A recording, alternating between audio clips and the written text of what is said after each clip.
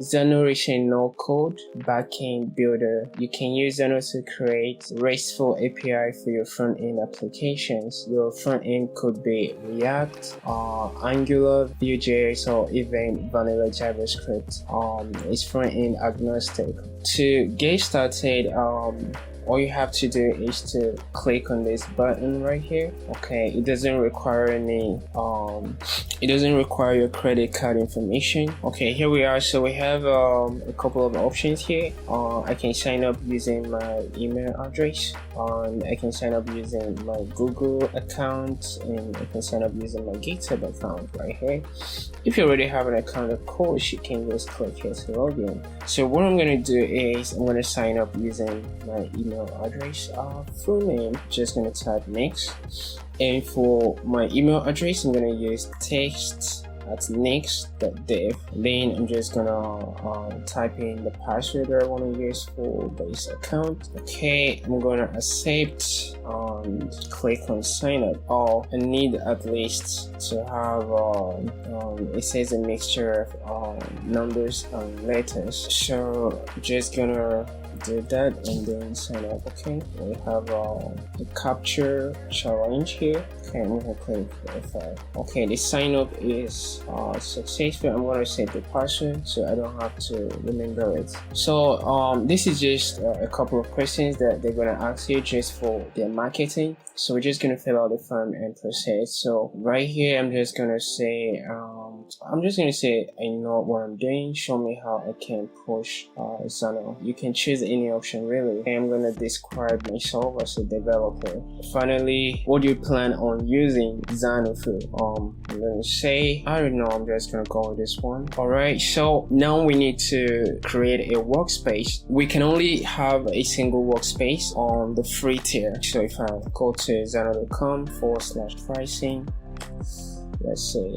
Okay, so here as you can see, for the free plan you can only have a single workspace and you can have about 100,000 total records. Of course we have our no-code API builder, and we have a rate limited API, and that's good enough for us. Yeah, I just want to show you that if you're using the free plan you cannot have more than one workspace. Okay, if you need more than one workspace you're gonna have to upgrade to a paid plan. So back to the page, I'm just gonna call my workspace demo, and here I'm gonna say I have not decided yet, and right here I'm gonna say starting fresh. Okay, so I'm gonna click right here. Now if you're not familiar with database, think of a database as a digital filing system where you can store and organize information. In traditional database management system you have things like tables, columns, and rows. Within a database you can have multiple tables. Okay, within a table you can have multiple rows, and within a row you can have multiple columns. Okay, think of a table as a spreadsheet with rows and columns, where each row represents a single record and a column represents a specific information within that row. API stands for Application Programming Interface, and it's just something that allows different applications to talk to each other. Let's say you're building maybe like a SaaS product, and you want to allow your users to sign up using their Google or Facebook accounts. API is the thing that is going to allow you to do that. I'm just gonna X out all of this, and then I'm gonna uncheck this box that says create CRUD. CRUD stands for create, read, update, and delete. So we're just gonna start from scratch. Okay, I'm gonna skip this for now. Okay, we want to just start with the basics. Okay, create workspace, and here we are on the dashboard. Okay, for the sake of this video we're going to keep it simple. So we're going to be creating a backend for an application that is going to allow us to track the items we need to buy in our homes. Okay, it's going to be like a simple to do application, but instead of tracking tasks we're going to be tracking items that we need to buy in our homes. So let's head over to the database tab right here. Now, as you can see, we don't have any table, and that is because we did not create any table during the onboarding process. Okay, I'm just gonna click on X here to remove that. Now we can start creating our tables. For this application, we might not actually need more than one table because we are not creating this application for users, we are creating this application for ourselves. So I want to be able to track the list of items that I need to buy in my house. It's not going to be customer facing. So I'm going to click on the add table button right here. I'm going to call this table shopping item. Okay, optionally you can add a description. We don't want to add a tag. It's asking us right here, do we want to create an API group and add basic CRUD endpoints? Okay, so what this says basically is going to create different endpoints for us that we can use to perform our CRUD operations. Okay, remember CRUD stands for create, read, update, and delete. So it's going to create different endpoints that we can use to perform these 4 operations. We're going to check the box because we definitely want to create some endpoints. Now we can name this. I'm going to call it shopping item. Okay, just like that.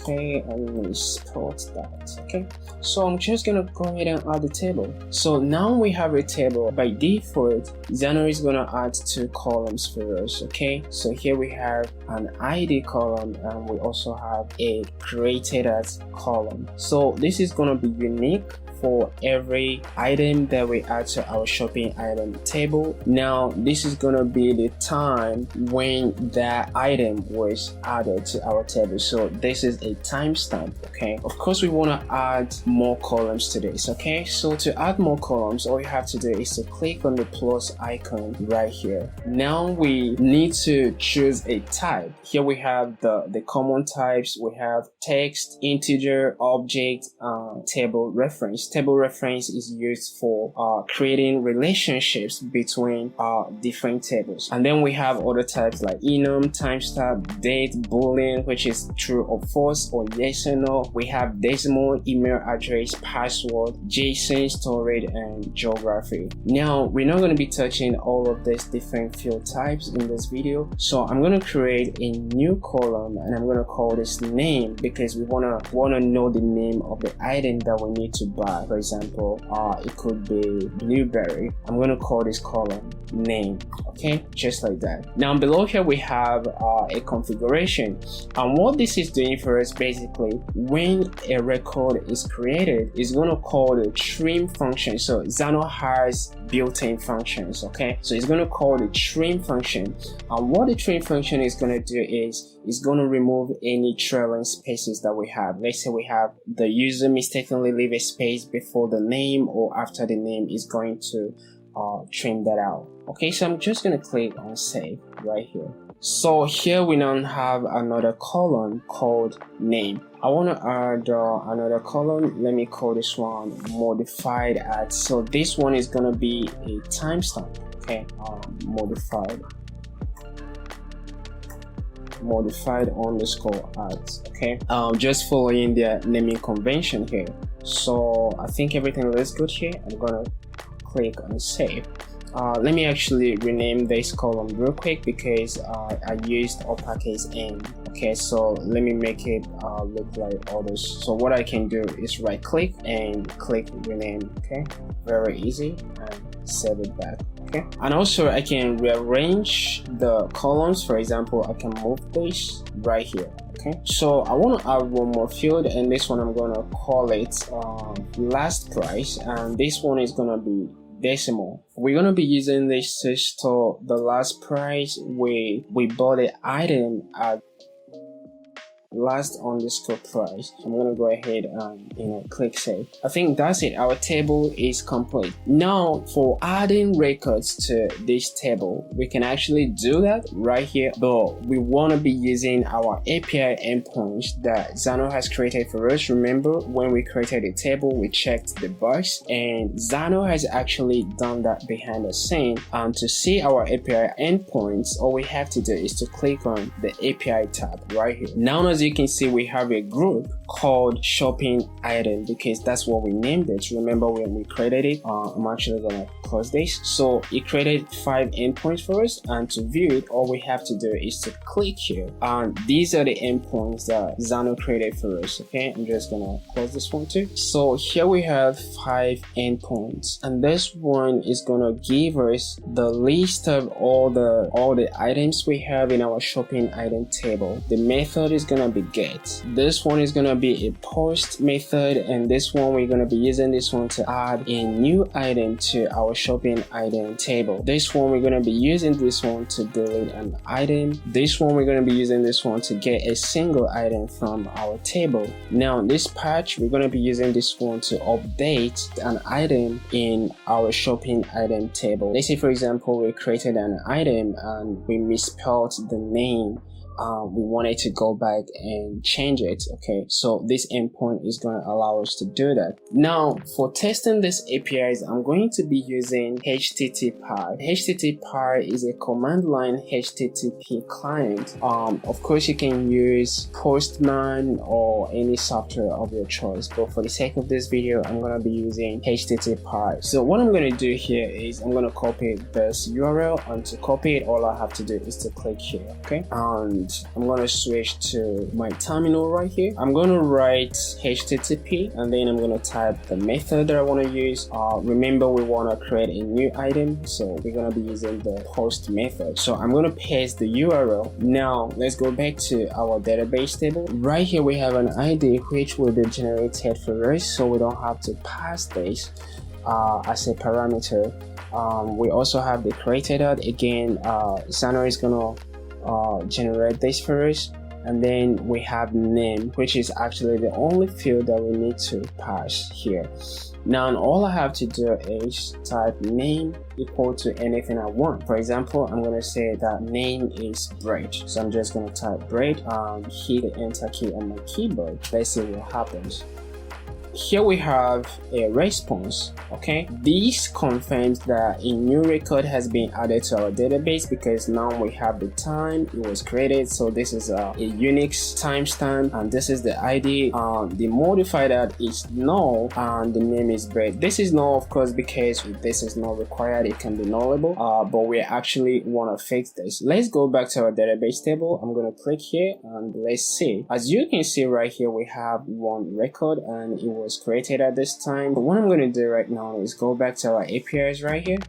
Click here, and we want to make some changes to this endpoint. And to do that, all I have to do is to click the pen icon. So let's take a look at the timestamp. Let's see what Xano is doing for us. As you can see, it has a default value. The default value is now, and this is an expression that is going to return current date and time. Okay, so let's do the same for the timestamp. So what I'm going to do right here is hide this and save. Okay, right here we have 3 components. We have the inputs. These are the parameters that these endpoints can accept. Okay, and then we have our function stack, and this is where we add different functions depending on what we want this endpoint to do. And finally we have a response, which is basically what we want to say to the user or the client application that is accessing this endpoint.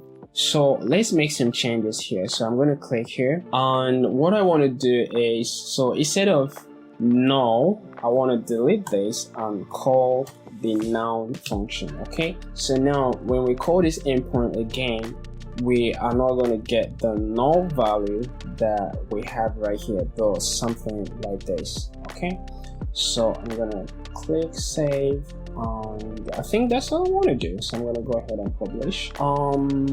I don't necessarily need to add a message here, but this is a good practice. If you are working in a team, you definitely want to add some message right here to explain the changes that you've just made. We're good to go. I'm gonna go back to the database tab, and I'm just gonna refresh the page. I don't actually need to refresh the page. I don't know why I'm refreshing the page. So let's go ahead and add a new item to our database. So I'm gonna come back right here and clear the screen. So the URL will not change because we made some changes to the endpoint. The endpoint remains. I'm going to create a new item and I'm going to call this one. I'm going to say blueberry. Let's say I want to get blueberry. So I'm going to hit the enter key on my keyboard. And here we have our second item created for us. And as you can see, the modified art is no longer null but a timestamp. So let's go back, and now we need to refresh our database. And of course, here we have our second item, blueberry. This is the modified art. Now to close this video, because I think this video is getting too long right now, I'm going to show you how to update an item. Okay, let's just pretend that this was a mistake, that what we wanted to add here is maybe we wanted to add cranberry and not blueberry. Okay, so how do we update this record? So to do that, let's go back to our endpoint, and right here we see our patch endpoint, and this is the endpoint that we need to update our record. So I'm just going to go ahead and copy it and come right here, clear the screen, and I'm just going to delete the URL that we pasted here before and paste this new one. Right here we have this shopping item ID. Let's go back to our database tab. So what this is this integer that we have right here. So this 1 and 2. So all we need to do is to replace this with 1 or 2. We want to update the second record, so we need to patch 2 right here. So I'm just going to delete this,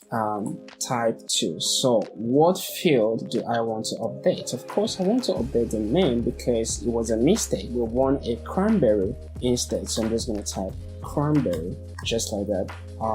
Hit the enter key on my keyboard and let's wait for it. And it says unable to locate requests. Why is that? Because we are using the wrong HTTP verb. I just wanted you to see that this is supposed to be a patch and we were using post. Now let's go back to our terminal and fix that. Okay, I'm just going to clear the screen here, and instead of post we need to type patch right here. I'm just going to hit the enter key right now and everything should be good. And as you can see, it has been updated for us, but again the modified art is back to null. And this is, let me actually refresh the database so that you can see that the name has been updated to cranberry, but again we have null. And this is simply because remember when we added this column we did not set any default value for it. What we need to do is to add a default value for this. So what I can do right now is I can actually delete this column right here.